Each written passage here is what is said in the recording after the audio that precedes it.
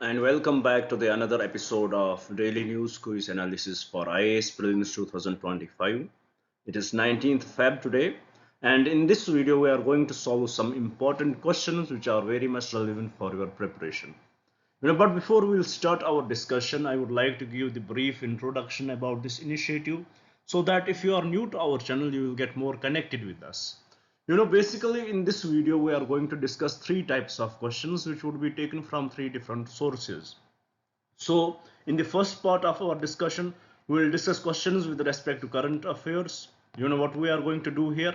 We will take up the most important articles from the newspapers. We will try to break them down into the simplest language possible, and we will try to derive the possible prelims questions from those particular articles so that it will give you the idea which part of the newspaper is important for you, what should be your approach when you are reading those news articles, and how you can expect a possible prelims question from those particular articles.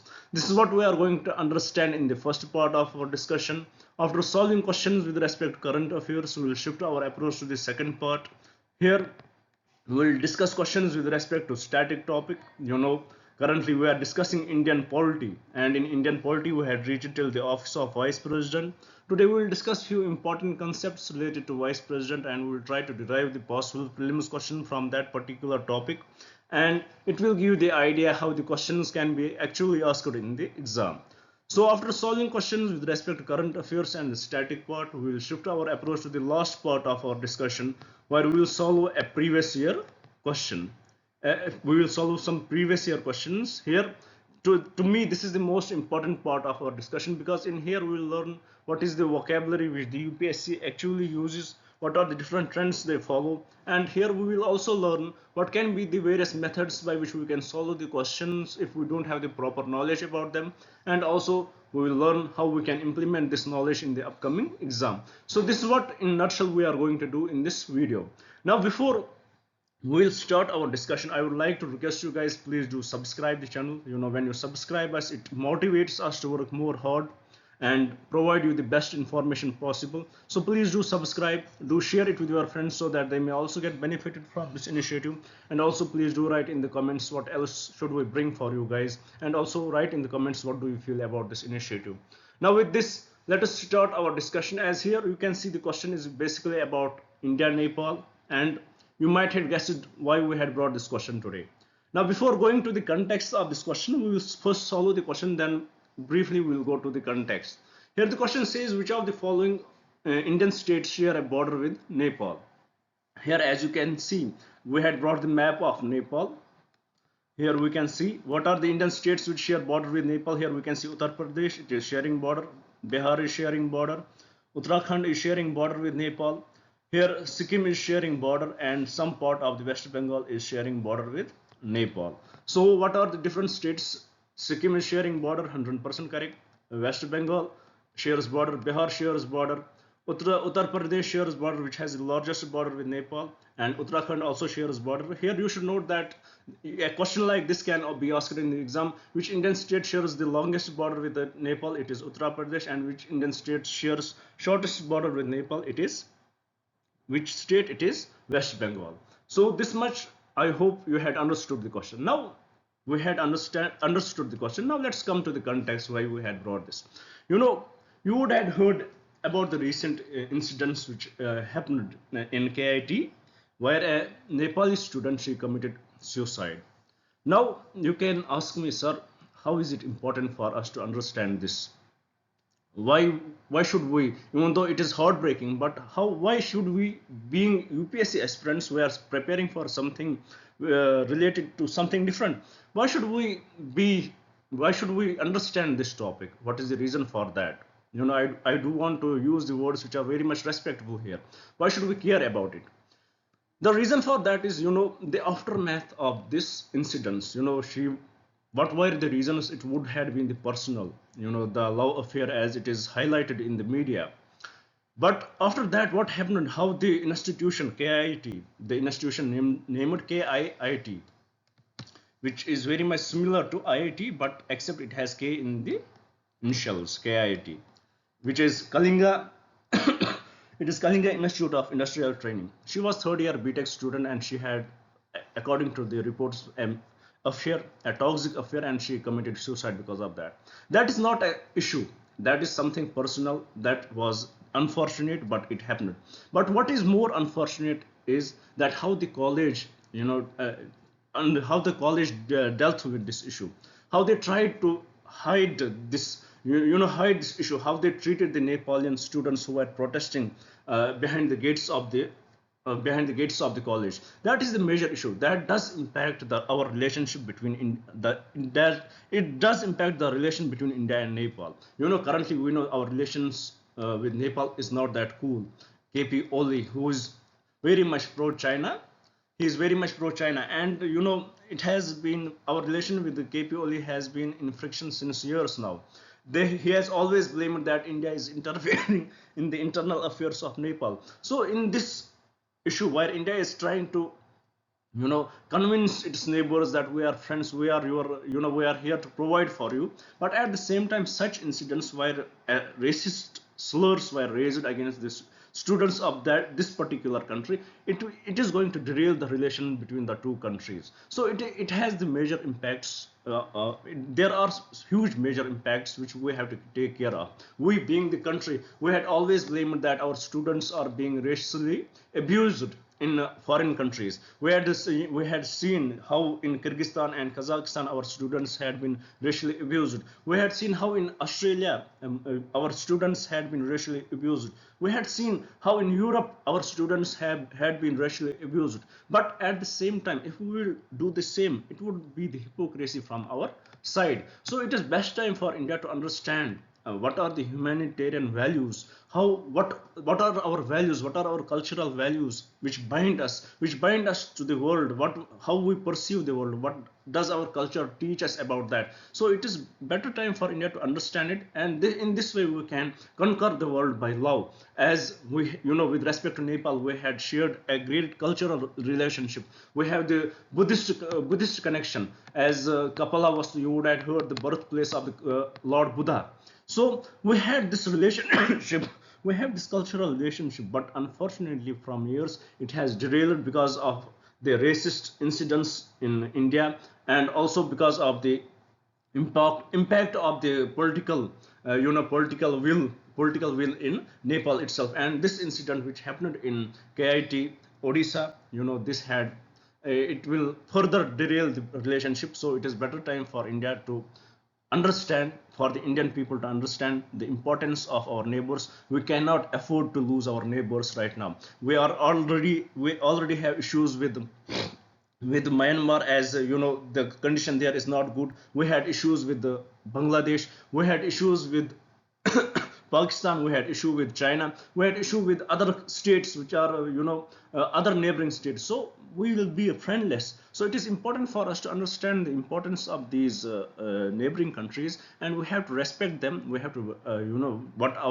how we deal with them. That our policy is not that like of China. Our policy is something different. We put we put every country on the equal grounds. So this is what we had always believed in, and that's what we need right now. So we have to take, the government has done very good here. They had after the aftermath of this KIT incident, how the teachers, they did the racial slurs against the students, how they vacated the students, how they evacuated the students, and after that how the Odisha government has interfered, the Indian government has interfered, and the calls from the Nepal PM, all that had gone in a good direction now, and the condition is almost subsiding. But the real question is India the way, should India deal like this? Should India, the way we are right now behaving like, should this be our representation in the world?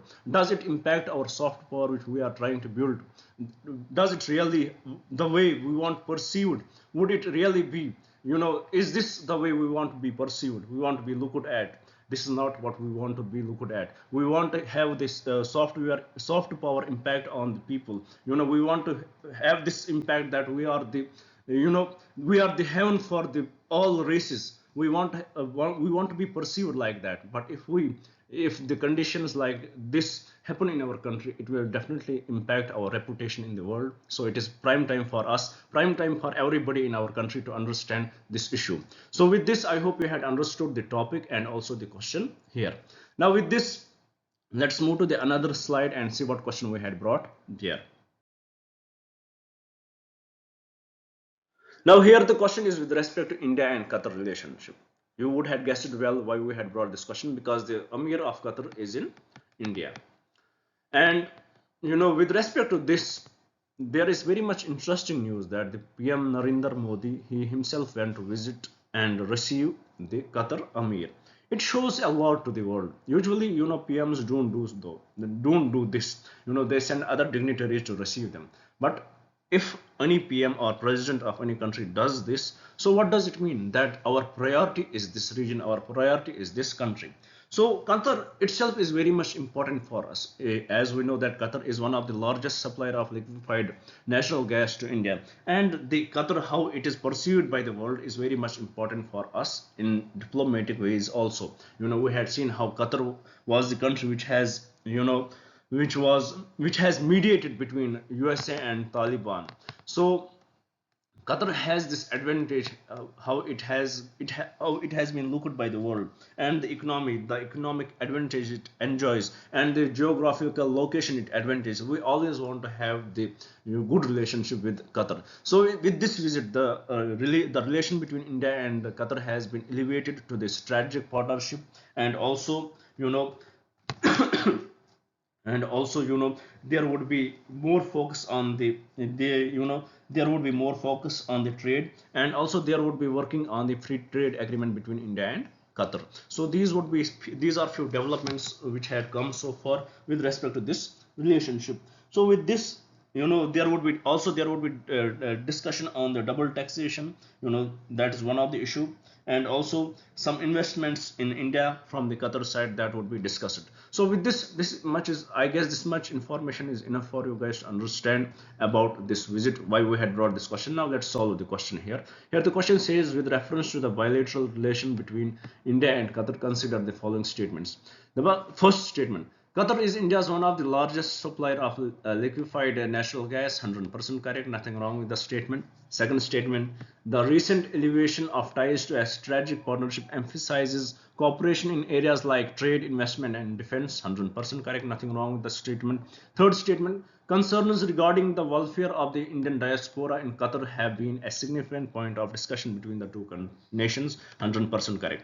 So with respect to this question, all the three statements are correct. Qatar was recent year. Qatar was also in news because few Indian Navy soldiers were, got there and they were given death sentence. But because of our relationship with the Qatar, the diplomatic relationship which India showed with Qatar, they were, pardoned by the Qatar Amir, and out of those 8, 7 had already reached India.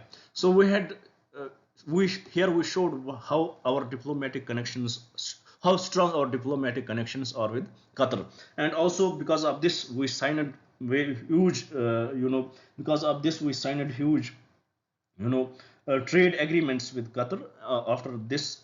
Large LNG contracts were signed between India and Qatar after this, after when the Amir of the Qatar pardoned these men in Qatar. So this much is important for you. What else can be asked in the exam? With respect to the India-Qatar relationship, bilateral question can be asked, and also with respect to its what are the countries which are bordering Qatar. So that we will understand here. The Qatar only shares land border with Saudi Arabia. So it only shares land border with Saudi Arabia. So this much you should know. It is in Persian Gulf, and the nearest it shares maritime boundary with Bahrain. These things you should know. So with this, let's move to the another question and see what we had brought on next slide. Here the question is with respect to the rarest of rare doctrine. Let's solve the question first, then let's go to the discussion why we have brought the question here. The question says the rarest of rare doctrine is related to what? It is related to sentencing guidelines in criminal law, especially for capital punishment. 100% correct. With respect to capital punishment in India, there had been huge discussion since it has been it is the part of our legal system. There has been huge discussion that whether it should be in our legal system or we should go away from the capital punishment. With respect to this, with respect to capital punishment, in 1972, the Supreme Court, with respect to capital punishment, please note down these important points. With respect to capital punishment in 1972, the Supreme Court in Jagmohan Singh versus State of UP, what did Supreme Court did? Supreme Court upheld the constitutionality of the death penalty. But for what are the crimes for which the death penalty should be given? The Supreme Court has highlighted this principle of rarest of rare doctrine. Those crimes which are rarest of rare, for those crimes there should be this death penalty should be available to them. So with respect to this, with respect to rarest of rare doctrine in 1980, the Supreme Court did? Supreme Court brought out rarest of rare doctrine. It was brought out in 1980, and in Bachan Singh case, in and Supreme Court said only in exceptional cases this should be used. What are these exceptional cases? What can be these exceptional cases? The Supreme Court has not clearly defined what are these exceptional cases, but certain guidelines, or we can say framework, was given in Machi Singh case in 1983. In 1980, it was said that in a this rarest of rare doctrine should be used in exceptional cases. In 1983, in the Machi Singh case, it was framework was given for what cases this doctrine of rarest of rare should be given. And there are a few things were highlighted. For example, manner of committing the murder, in which manner this murder was committed. Second, motive of the murder. What was the motive of the murder? Was it pre-planned? And also socially aberrant nature of the crime. How did it impact the society?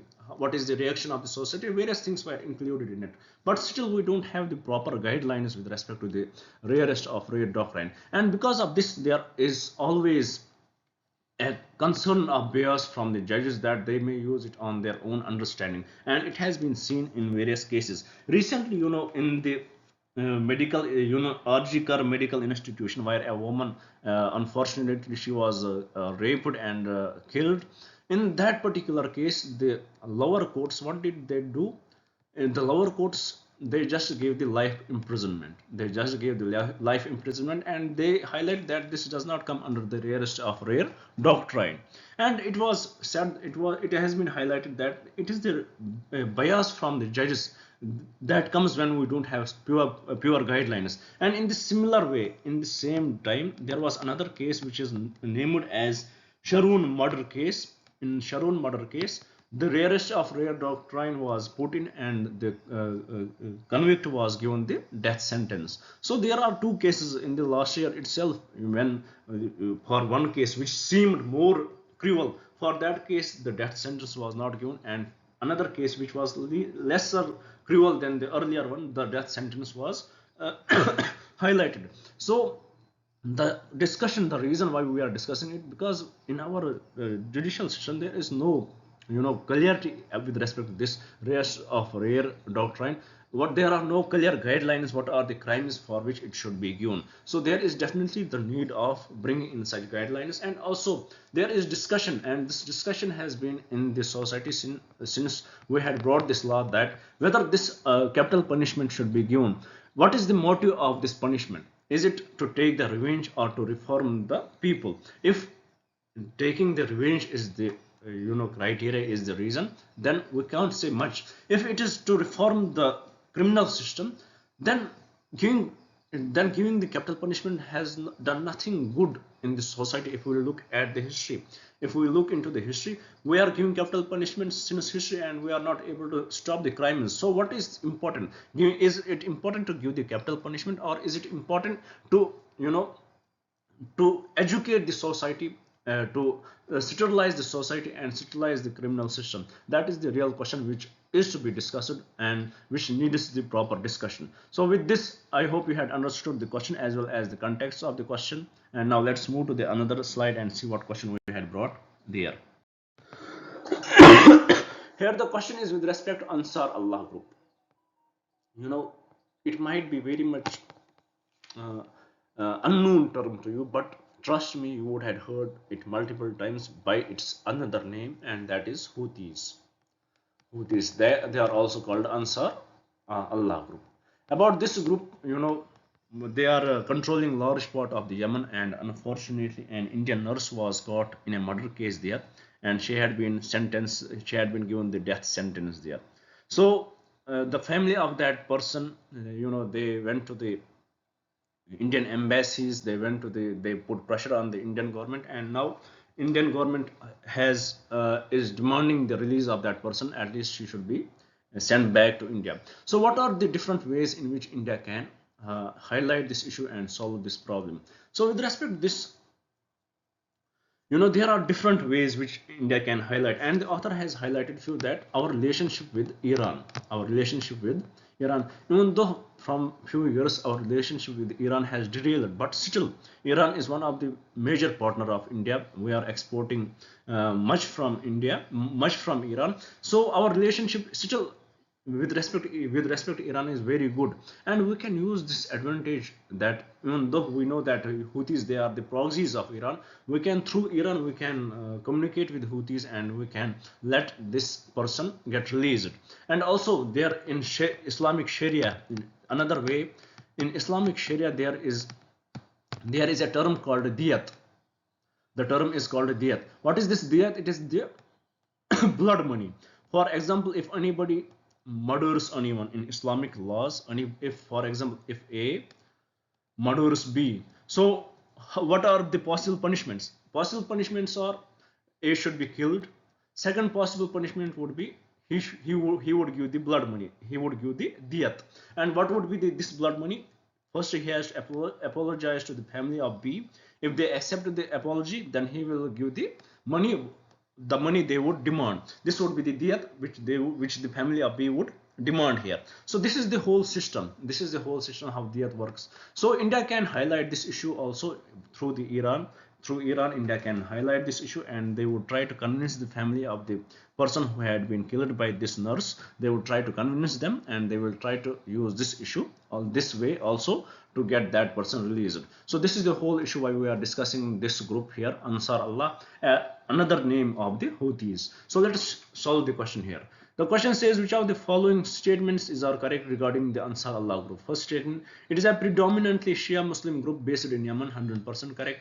Second, it is also known as Houthi movement, 100% correct. It has been involved in protracted conflict with the Yemeni government and its allies, correct. It receives direct military support from the Islamic Republic of Iran, correct. So with respect to this question, all the four statements are correct. With this, let's move to the another slide and see what question we had brought here. Here the question is with respect to Jogi Gopa. Jogi Gopa is a town located in which of the following Indian states? Now you may ask me, sir, what is the reason for bringing any random town? Why would UPSC ask us this question? You know, trust me, this term is very much important for you guys, because this is the term where, you know, inland navigation project at Brahmaputra River will be initiated. It would be launched in Assam. It is basically in Assam, inland navigation project at Brahmaputra River at this particular place. So it becomes important. It will connect northeast with Bangladesh. So it becomes very much important for us to know where this place is located. So a question about it can be asked in the exam. So what would be the correct answer? Jogi Gopa is a town located in which of the following Indian state it is located in Assam. It has relevance with respect to Indian inland navigation project. So with this, let's move to the another slide and see what question we had brought there. Here the question is with respect to periodic labor force survey. Why we had brought this question? Because it has showed that the unemployment in urban areas has declined as compared to since the October to December 2024. So this is a good news. Now let's have a basic understanding about the periodic labor force survey, what it is. First statement: it is conducted by National Sample Survey Office, NSSO, now part of National Statistics Office, 100% correct. Nothing wrong with the statement. Second statement: it aims to estimate the labor force participation rate, unemployment rate, and the other employment related indicators at regular intervals, 100% correct.